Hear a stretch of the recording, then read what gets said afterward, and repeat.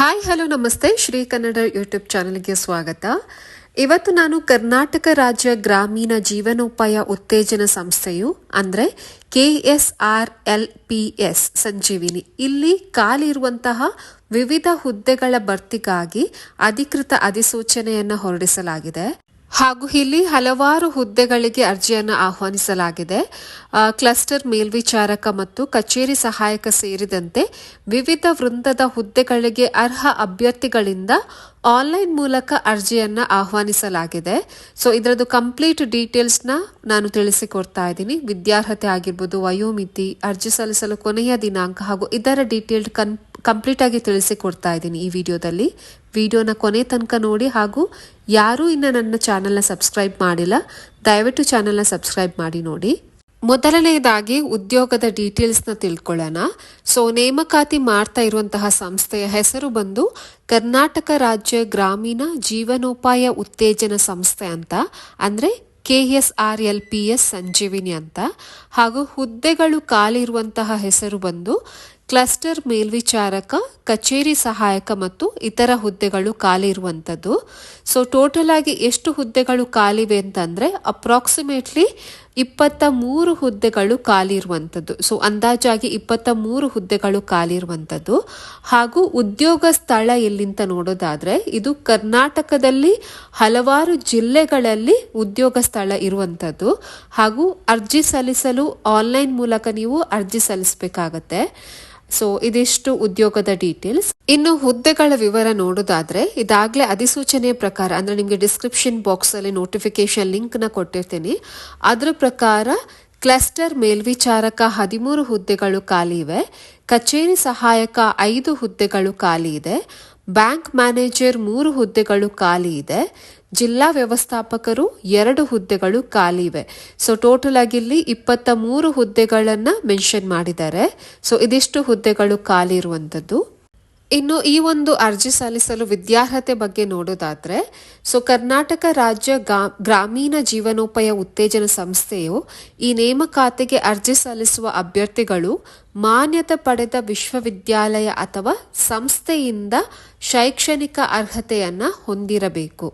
Okay, so cluster ಮೇಲ್ವಿಚಾರಕ ಹುದ್ದೆಗೆ ಅರ್ಜಿ ಸಲ್ಲಿಸುವವರು ಯಾವುದೇ ಪದವಿಯನ್ನು, ಎನಿ ಡಿಗ್ರಿ ಕಂಪ್ಲೀಟ್ ಮಾಡಿರಬೇಕಾಗತ್ತೆ, ಯಾವುದೇ ಪದವಿಯನ್ನು ಪೂರೈಸಿರಬೇಕು. ಮತ್ತೆ ಅಭ್ಯರ್ಥಿಗಳಿಗೆ ಗ್ರಾಮೀಣ ಅಭಿವೃದ್ಧಿ ಕ್ಷೇತ್ರದಲ್ಲಿ ಕೆಲಸ ಮಾಡಿದ ಅನುಭವ ಇದ್ದರೆ ಹೆಚ್ಚಿನ ಆದ್ಯತೆಯನ್ನ ನೀಡಲಾಗುತ್ತದೆ. ಸೊ ಮೊದಲನೇದಾಗಿ ಇದಕ್ಕೆ ಕ್ಲಸ್ಟರ್ ಮೇಲ್ವಿಚಾರಕ ಹುದ್ದೆಗೆ ಡಿಗ್ರಿ ಕಂಪ್ಲೀಟ್ ಮಾಡಿರಬೇಕು, ಅಥವಾ ನಿಮ್ಗೆ ಏನಾದರೂ ಗ್ರಾಮೀಣ ಅಭಿವೃದ್ಧಿ ಕ್ಷೇತ್ರದಲ್ಲಿ ಏನಾದರೂ ಕೆಲಸ ಮಾಡಿರುವಂತಹ ಎಕ್ಸ್ಪೀರಿಯನ್ಸ್ ಇದ್ದರೆ ಅವ್ರಿಗೆ ಮೊದಲ ಆದ್ಯತೆಯನ್ನು ನೀಡಲಾಗುತ್ತದೆ. ಹಾಗೂ ಕಚೇರಿ ಸಹಾಯಕ ಹುದ್ದೆಗೆ ಪದವಿ ಶಿಕ್ಷಣದ ಜೊತೆಗೆ ಕಂಪ್ಯೂಟರ್ ಜ್ಞಾನ ಮತ್ತು ಟೈಪಿಂಗ್ ಕೌಶಲ್ಯದ ಅಗತ್ಯವಿದೆ. ಸೊ ಇದು ಕಚೇರಿ ಸಹಾಯ ಹುದ್ದೆಗೆ ನಿಮಗೆ ಪದವಿ ಪೂರೈಸಿರಬೇಕು, ಡಿಗ್ರಿ ಕಂಪ್ಲೀಟ್ ಮಾಡಿರಬೇಕು, ಅದರ ಜೊತೆಗೆ ಕಂಪ್ಯೂಟರ್ ಜ್ಞಾನ ಇರಬೇಕು ಮತ್ತು ಟೈಪಿಂಗ್ ಕೌಶಲ್ಯತೆ ಇರಬೇಕು. ಸೊ ಜಿಲ್ಲಾ ಮತ್ತು ಬ್ಲಾಕ್ ಮ್ಯಾನೇಜರ್ ಹುದ್ದೆಗಳಿಗೆ ಸ್ನಾತಕೋತ್ತರ ಪದವಿ ಅಂದರೆ ಪೋಸ್ಟ್ ಗ್ರಾಜ್ಯುಯೇಷನ್ ಅಥವಾ MBA ಕಂಪ್ಲೀಟ್ ಮಾಡಿರಬೇಕಾಗತ್ತೆ. ಸೊ ಅರ್ಜಿದಾರರು ಕನ್ನಡ ಭಾಷೆಯನ್ನು ಓದಲು, ಬರೆಯಲು ಮತ್ತು ಮಾತಾಡಲು ತಿಳಿದಿರಬೇಕು. ಇಲ್ಲಿ ಮೆನ್ಷನ್ ಮಾಡಿದ್ದಾರೆ. ಅಭ್ಯರ್ಥಿಗಳು ಈ ಹುದ್ದೆಗಳಿಗೆ ಅರ್ಜಿಯನ್ನು ಸಲ್ಲಿಸುವವರು ಕನ್ನಡ ಭಾಷೆಯನ್ನು ಓದಲು, ಬರೆಯಲು ಮತ್ತು ಮಾತಾಡಲು ತಿಳಿದಿರಬೇಕು. ಇದಿಷ್ಟು ಬಂದ್ಬಿಟ್ಟು ವಿದ್ಯಾರ್ಹತೆಯ ಡೀಟೇಲ್ಸ್. ಇನ್ನು ಈ ಒಂದು ಹುದ್ದೆಗೆ ಅರ್ಜಿ ಸಲ್ಲಿಸಲು ವಯೋಮಿತಿ ಬಗ್ಗೆ ನೋಡೋದಾದ್ರೆ, ಅರ್ಜಿ ಸಲ್ಲಿಸುವ ಅಭ್ಯರ್ಥಿಗಳಿಗೆ ಕನಿಷ್ಠ 18 ವರ್ಷ ವಯಸ್ಸಾಗಿರಬೇಕು. ಸಾಮಾನ್ಯ ವರ್ಗದ ಅಭ್ಯರ್ಥಿಗಳಿಗೆ ಗರಿಷ್ಠ 45 ವರ್ಷಗಳ ವಯೋಮಿತಿಯನ್ನು ನಿಗದಿಪಡಿಸಲಾಗಿದೆ. ಹಾಗೂ ಸರ್ಕಾರದ ನಿಯಮಗಳ ಪ್ರಕಾರ ವಿವಿಧ ವರ್ಗದ ಅಭ್ಯರ್ಥಿಗಳಿಗೆ ವಯೋಮಿತಿಯನ್ನು ಸಡಿಲಿಕೆ ಸಹ ಮಾಡಲಾಗುತ್ತದೆ.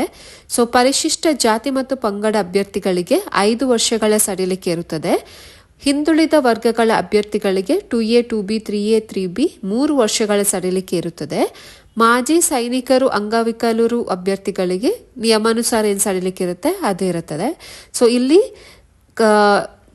ವಯಸ್ಸು ಬಂದ್ಬಿಟ್ಟು ಕನಿಷ್ಠ 18 ವರ್ಷದಿಂದ ಗರಿಷ್ಠ 45 ವರ್ಷಗಳ ವಯೋಮಿತಿಯನ್ನು ನಿಗದಿಪಡಿಸಲಾಗಿದೆ. ಸೊ ಆಯಾಯ ಪಂಗಡಗಳ ಪ್ರಕಾರ ಸಡಿಲಿಕೆ ಕೂಡ ಮಾಡಲಾಗಿದೆ ಇಲ್ಲಿ. ಇನ್ನು ವೇತನದ ಬಗ್ಗೆ ನೋಡೋದಾದ್ರೆ ಇಲ್ಲಿ ಆಯ್ಕೆಯಾದ ಅಭ್ಯರ್ಥಿಗಳಿಗೆ ಹುದ್ದೆಯ ಜವಾಬ್ದಾರಿ ಮತ್ತೆ ಅರ್ಹತೆಯ ಅನುಗುಣವಾಗಿ ಉತ್ತಮ ವೇತನವನ್ನು ನೀಡಲಾಗುತ್ತದೆ. ಸೊ ಮೊದಲನೇದಾಗಿ ಕ್ಲಸ್ಟರ್ ಮೇಲ್ವಿಚಾರಕ ಹುದ್ದೆಗಳಿಗೆ ನಿಮಗೆ ತಿಂಗಳಿಗೆ 15,000ದಿಂದ 25,000 ತನಕ ಮಾಸಿಕ ವೇತನ ಇರುತ್ತದೆ. ಹಾಗೂ ಕಚೇರಿ ಸಹಾಯಕ ಹುದ್ದೆಗಳಿಗೆ ತಿಂಗಳಿಗೆ 12,000ದಿಂದ 18,000 ತನಕ ನಿಮಗೆ ಮಾಸಿಕ ವೇತನವನ್ನು ನೀಡಲಾಗುತ್ತದೆ. ಇನ್ನು ಮ್ಯಾನೇಜರ್ ಹಂತದ ಹುದ್ದೆಗಳಿಗೆ ತಿಂಗಳಿಗೆ 30,000ದಿಂದ 50,000ವರೆಗಿನ ವೇತನ ಮತ್ತೆ ಇತರ ಭತ್ಯೆಗಳನ್ನು ನೀಡಲಾಗುತ್ತದೆ. ಸೊ ಇದಿಷ್ಟು ವೇತನದ ಡೀಟೇಲ್ಸು. ಇನ್ನು ಈ ಒಂದು ಹುದ್ದೆಗಳಿಗೆ ಅರ್ಜಿ ಶುಲ್ಕದ ಬಗ್ಗೆ ನೋಡೋದಾದ್ರೆ, ಅರ್ಜಿದಾರರು ತಮ್ಮ ವರ್ಗಕ್ಕೆ ಅನುಗುಣವಾಗಿ ಅರ್ಜಿ ಶುಲ್ಕವನ್ನು ಪಾವತಿ ಮಾಡಬೇಕಾಗತ್ತೆ. ಇಲ್ಲಿ ಪರಿಶಿಷ್ಟ ಜಾತಿ ಪಂಗಡ ಪ್ರವರ್ಗ 1 ಅಭ್ಯರ್ಥಿಗಳಿಗೆ 250 ರೂಪೀಸ್ ಅರ್ಜಿ ಶುಲ್ಕ ಇರುತ್ತದೆ. ಸಾಮಾನ್ಯ ವರ್ಗ ಮತ್ತು ಹಿಂದುಳಿದ ವರ್ಗಗಳ ಅಭ್ಯರ್ಥಿಗಳಿಗೆ 500 ರೂಪೀಸ್ ಅರ್ಜಿ ಶುಲ್ಕ ಇರುತ್ತದೆ. ಈ ಅರ್ಜಿ ಶುಲ್ಕವನ್ನು ನೀವು ಆನ್ಲೈನ್ ಮೂಲಕ ಪೇಮೆಂಟ್ ಮಾಡುವಂಥದ್ದು, ಅಂದರೆ ಯಾವುದೇ online banking, credit card, debit card, UPI ಯಾವುದೇ ಆನ್ಲೈನ್ ಮೋಡ್ ಆಫ್ ಪೇಮೆಂಟ್ ಮೂಲಕ ನೀವು ಈ ಅರ್ಜಿ ಶುಲ್ಕವನ್ನು ಪಾವತಿ ಮಾಡಿಸಬಹುದು. ಮತ್ತೆ ಈ ಅರ್ಜಿ ಸಲ್ಲಿಸುವ ವಿಧಾನದ ಬಗ್ಗೆ ನೋಡೋದಾದ್ರೆ, ಮೊದಲನೇದಾಗಿ ನೀವು ವೆಬ್ಸೈಟ್ ಅಂದರೆ ಅಧಿಕೃತ ವೆಬ್ಸೈಟ್ಗೆ ಭೇಟಿ ನೀಡಬೇಕಾಗತ್ತೆ. ನಾನು ಲಿಂಕ್ನ ಕೊಟ್ಟಿರ್ತೀನಿ. ಅಧಿಕೃತ ವೆಬ್ಸೈಟ್ ಬಂದ್ಬಿಟ್ಟು KSRLPS ಅದರದ್ದು ಲಿಂಕ್ ಕೊಟ್ಟಿರ್ತೀನಿ. ಅಲ್ಲಿ ರಿಕ್ರೂಟ್ಮೆಂಟ್ ಅಂತ ಅಥವಾ ಕೆರಿಯರ್ ಮೇಲೆ ಕ್ಲಿಕ್ ಮಾಡಬೇಕಾಗತ್ತೆ. ನಂತರ 2026 ಅಂದರೆ 2026ರ ನೇಮಕಾತಿಯ ಅಧಿಸೂಚನೆಯನ್ನು ಓದಿಕೊಂಡು ಅಲ್ಲಿ ಅಪ್ಲೈ ಬಟನ್ ಇರುತ್ತೆ, ವೀವ್ ಆ್ಯಂಡ್ ಅಪ್ಲೈ ಅಂತ ಇರುತ್ತೆ. ಅಲ್ಲಿ ಅಪ್ಲೈ ಆನ್ಲೈನ್ ಅಂತ ಕ್ಲಿಕ್ ಮಾಡಿ ನಂತರ ನಿಮ್ಮ ಮೊಬೈಲ್ ಸಂಖ್ಯೆ, ಇಮೇಲ್ ID ಬಳಸಿ ರಿಜಿಸ್ಟರ್ ಮಾಡ್ಕೊಬೇಕಾಗತ್ತೆ. ನಂತರ ಲಾಗಿನ್ ಆಗಿ ಅರ್ಜಿಯಲ್ಲಿ ಕೇಳಲಾಗಿರುವಂತಹ ಎಲ್ಲ ವೈಯಕ್ತಿಕ ಮತ್ತು ಶೈಕ್ಷಣಿಕ ಡೀಟೇಲ್ಸ್ನ ನೀವು ಭರ್ತಿ ಮಾಡ್ಕೊಳ್ಬೇಕಾಗತ್ತೆ. ಅಂದರೆ ಏನಾದರೂ ಅಗತ್ಯ ದಾಖಲೆಗಳು, ಫೋಟೋ, ಸಹಿ, ಅಂಕಪಟ್ಟಿ ಈ ಥರ ಏನಾದರೂ ಇದ್ದರೆ ನೀವು ಸ್ಕ್ಯಾನ್ ಮಾಡಿ ಅಪ್ಲೋಡ್ ಮಾಡಬೇಕಾಗತ್ತೆ. ಹಾಗೂ ಆನ್ಲೈನ್ ಮೂಲಕ ನೀವು ಶುಲ್ಕ ಪಾವತಿ ಮಾಡಿ ಅರ್ಜಿಯನ್ನು ಸಬ್ಮಿಟ್ ಮಾಡುವಂಥದ್ದು. ಸೊ ಕೊನೆಯದಾಗಿ ಅರ್ಜಿಯ ಕಾಪಿಯನ್ನು ಒಂದು ಡೌನ್ಲೋಡ್ ಕೂಡ ನಿಮ್ಮ ರೆಫರೆನ್ಸ್ಗೆ ಇಟ್ಕೊಂಡಿರಿ. ಇನ್ನು ಆಯ್ಕೆಯ ವಿಧಾನ ನೋಡೋದಾದ್ರೆ, ಮೊದಲನೇದಾಗಿ ಲಿಖಿತ ಪರೀಕ್ಷೆ, ಅಂದರೆ ಇದು ಹುದ್ದೆಗೆ ಅನುಗುಣವಾಗಿ ನಡೆಸಬಹುದು. ಎರಡನೇದಾಗಿ ಶೈಕ್ಷಣಿಕ ಅಂಕಗಳ ಆಧಾರದ ಮೇಲೆ ಮೆರಿಟ್ ಪಟ್ಟಿಯನ್ನು ತಯಾರಿಕೆ ಮಾಡಲಾಗುತ್ತದೆ. ಮೂರನೇದಾಗಿ ವೈಯಕ್ತಿಕ ಸಂದರ್ಶನ, ಇಂಟರ್ವ್ಯೂ ಇರುತ್ತೆ. ಲಾಸ್ಟಲ್ಲಿ ನಿಮಗೆ ದಾಖಲೆಗಳ ಪರಿಶೀಲನೆ ಇರುತ್ತೆ. ಸೊ ಅಂತಿಮ ಆಯ್ಕೆಯ ಪಟ್ಟಿಯನ್ನು ಅಭ್ಯರ್ಥಿಯ ಕಾರ್ಯಕ್ಷಮತೆ ಮತ್ತು ಮೀಸಲಾತಿ ನಿಯಮಗಳ ಆಧಾರದ ಮೇಲೆ ಸಿದ್ಧಪಡಿಸಲಾಗುತ್ತದೆ. ಸೊ ಇದಿಷ್ಟು ಬಂದ್ಬಿಟ್ಟು ಆಯ್ಕೆಯ ವಿಧಾನ. ಇನ್ನು ಕೆಲವು FAQs, ಫ್ರೀಕ್ವೆಂಟ್ಲಿ ಆಸ್ಕ್ಡ್ ಕ್ವಶನ್ಸ್ ಅಂತದೇನಿದೆ, ಸೊ ಅದರದ್ದು ಸ್ವಲ್ಪ 4-5 ಕ್ವಶನ್ನ ಮೆನ್ಷನ್ ಮಾಡಿದ್ದೀನಿ ಇಲ್ಲಿ. ಸೊ ಮೊದಲನೇದಾಗಿ KSRLPS ನೇಮಕಾತಿಗೆ ಕ್ಲಸ್ಟರ್ ಮೇಲ್ವಿಚಾರಕ ಹುದ್ದೆಗೆ ಅಗತ್ಯವಿರುವ ಕನಿಷ್ಠ ವಿದ್ಯಾರ್ಹತೆ ಏನು ಅಂತ. ಸೊ ಈ ಹುದ್ದೆಗೆ ಅಭ್ಯರ್ಥಿಗಳು ಮಾನ್ಯತೆ ಪಡೆದ ವಿಶ್ವವಿದ್ಯಾಲಯದಿಂದ ಯಾವುದೇ ಪದವಿಯನ್ನು ಪೂರೈಸಿರ್ಬೇಕಾಗತ್ತೆ. ಮತ್ತೆ ಗರಿಷ್ಠ ವಯೋಮಿತಿ ನೋಡೋದಾದ್ರೆ, ಗರಿಷ್ಠ ವಯೋಮಿತಿ 45 ವರ್ಷಗಳ ತನಕ ಇರುತ್ತದೆ.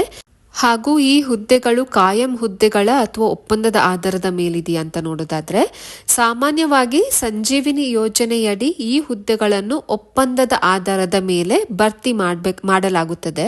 ಅಂದರೆ ಕಾಂಟ್ರಾಕ್ಟ್ ಬೇಸಿಸ್ ಮೇಲೆ ಭರ್ತಿ ಮಾಡಲಾಗುತ್ತದೆ. ಸೊ ಇದು ಯೋಜನೆಯ ಅವಧಿಗೆ ಅನುಗುಣವಾಗಿ